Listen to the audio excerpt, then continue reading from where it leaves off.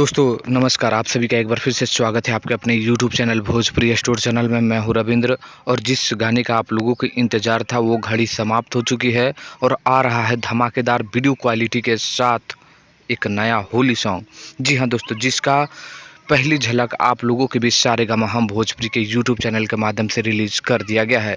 जी हाँ दोस्तों, ऐसे तो गाने का बोल अभी पता नहीं है, लेकिन वहाँ ज़रूर एक बात लिखा हुआ है कि स्पीकर फाटी इस होली, यानी स्पीकर फाटने वाला है। बहुत ही शानदार गाना, डीजे मिक्स गाना, होली सॉन्ग आप लोगों के बीच आने वाला है। चलिए बात करते हैं गाने के बारे में। तो गाना खेसारी लाल यादव नेहा राज गाए हैं, यामिनी सिंह गाने में आप लोगों को नज़र आएंगे। लिखे हैं भागीरथ पाठक, म्यूजिक शुभम SBR का है।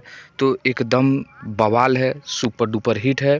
सारेगामा हम भोजपुरी से इसकी पहली झलक अभी अभी रिलीज किया गया है। टीजर कल आप लोगों को देखने को मिल सकता है और परसों इस गाने को आप लोगों के बीच रिलीज किया जा सकता है।